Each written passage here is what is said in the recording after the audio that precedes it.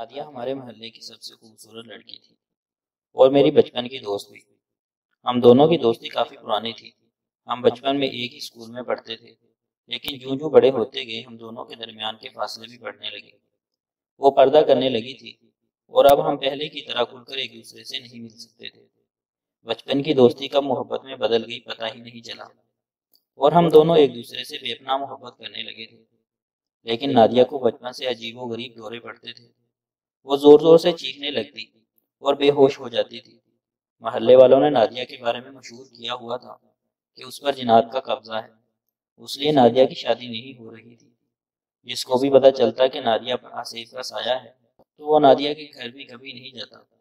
Nadia کے والدین نے اسے بہت سارے ڈاکٹرز اور عالموں کو دکھایا، لیکن اس کے دورے ٹھیک نہ ہو سکے، اور کم از کم ہر مہینے ایک آدھ بار اسے دورے پڑتے رہتے تھے۔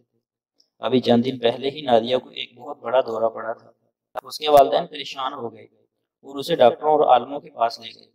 پھر بڑی مشکل سے نادیہ کی حالت سنبھلی۔ نادیہ کے والدین اکثر پریشان رہتے، اکثر اس کی یہ حالت برقرار رہتی تو کوئی اس سے شادی ہی نہیں کرے گا۔ میری نادیہ کے لیے محبت میں کوئی کمی نہیں آئی۔ میں ہمیشہ کی طرح اس کو بہت چاہتا تھا، اور ہم کبھی کبھار گلیوں میں چھپ چھپ کر ملتے رہتے تھے، یا اگر کبھی ملنے کا موقع نہ ملتا تو ہم ایک دوسرے کو خط لکھ لکھ کر رابطے میں رہتے۔ جس طرح میں نادیہ سے محبت کرتا تھا، بالکل ویسے ہی وہ بھی مجھ سے بے پناہ محبت کرتی تھی۔ میں جلد ہی نادیہ کے رشتے کے لیے اپنے والدین کو اس کے گھر بھیجنے والا تھا، لیکن میرا رشتہ بھیجنے سے پہلے کچھ اور لوگ نادیہ کا رشتہ لینے چلے گئے۔ وہ لوگ نادیہ کی جنات اور آصف والی بات سے لاعلم تھے، اور نادیہ کے والدین خوش تھے کہ کم از کم بیٹی کا رشتہ ہو رہا ہے۔ انہوں نے فوراً ہاں کر دی، اور نادیہ کے والدین نے بھی یہ نادیہ کے آصف والی باتوں کے لڑکوں سے چھپائے رکھی۔ میں اور نادیہ پریشان ہو گئے کہ اب کیا ہوگا۔ میں نادیہ کو کھونا نہیں چاہتا تھا۔ نادیہ کے والدین نے جلد ہی شادی کا فیصلہ کیا، اور کچھ ہی دن بعد اس کی شادی تھی۔ جوں جوں نادیہ کی شادی کے دن قریب آتے جا رہے تھے، میری حالات خراب ہوتی چلی جا رہی تھی۔ نادیہ کے گھر میں شادی کی تیاریاں عروج پر تھیں، اور میں گلی سے باہر کھڑے ہو کر نادیہ کو دیکھتا رہتا۔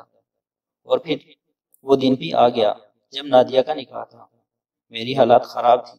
نادیہ کی شادی کا کارڈ مجھے بھی ملا تھا، اور میں اس کا نکاح اٹینڈ کرنے چلا گیا۔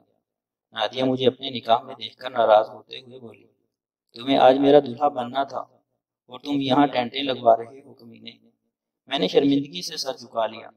میرے بس میں کچھ نہیں تھا۔ دلہا اسٹیج پر آ گیا، مولوی نے نکاح پڑھانا شروع کر دیا۔ میں سب کچھ خاموش اور بے بسی سے دیکھتا رہا۔ نکاح شروع ہونے سے 2 منٹ پہلے نادیہ کو جنات کا شدید دورہ پڑا، اور اس نے چیخنا چلانا شروع کر دیا اور چیزیں اٹھا اٹھا کر ادھر ادھر پھینکنے لگی۔ سب لوگ حیرانگی سے نادیہ کو دیکھتے رہے۔ پھر نادیہ نے مولوی کا گریبان پکڑا اور بھی کئی لوگوں کو مارنے لگی۔ کچھ لوگ وہاں سے بھاگ گئے، مولوی بھی جلدی جلدی بھاگ گیا۔ نادیہ زور زور سے چیختی چلاتی رہی۔ لڑکے والوں کو جب پتا چلا کہ نادیہ پر جنات کا سایہ ہے اور اسے اکثر یہ دورے پڑتے رہتے ہیں، تو وہ فوراً وہاں سے بھاگ گئے۔ اب گھر میں صرف نادیہ اور اس کی فیملی کھڑی تھی۔ میں بھی خاموشی سے کھڑا سب دیکھ رہا تھا۔ نادیہ کے والدین پریشانی سے سر پکڑ کر بیٹھ گئے۔ اب نادیہ کی سچائی سب کو پتہ چل چکی تھی۔ اب تو کبھی اسے کوئی شادی نہیں کرے گا۔ اسی وقت میں آگے بڑھا اور نادیہ کے والدین کے پاس چلا گیا اور ان کو حوصلہ دیتے ہوئے بولا، آپ لوگ فکر نہ کریں، میں نادیہ سے شادی کرنے کے لیے تیار ہوں۔ میری بات پر نادیہ کے والدین خوش ہو کر مجھے دعائیں دینے لگے۔ اسی وقت مولوی کو پھر سے بلایا گیا اور اس نے ہم دونوں کا نکاح پڑھایا، اور نادیہ میری بیوی بن گئی۔ سچ تو یہ ہے کہ نادیہ پر کبھی کسی جنات وغیرہ کا سایہ نہیں تھا، اور نہ ہی کبھی اسے دورے پڑتے تھے۔ وہ ایک ڈرامے باز لڑکی تھی اور بچپن سے ہی ضدی تھی۔ اپنی بات منوانے کے لیے وہ جھوٹ موٹ والے دورے پڑنے کا ڈرامہ کرتی تھی تاکہ سب اس کی بات مان جائیں۔ جب بھی کوئی نادیہ کی بات نہیں مانتا تو اسی طرح جنات اور دورے پڑنے کا ناٹک کر کے اپنی مرضی کرواتی، اور شادی کے دن بھی اس نے یہی ڈرامہ کیا تھا۔ میں بچپن سے ہی نادیہ کے اس دورے والے سارے ڈرامے سے واقف تھا۔ آج نادیہ میری بیوی ہے۔ ہم دونوں ایک دوسرے سے اتنی ہی محبت کرتے ہیں جتنی پہلے کرتے تھے، اور نادیہ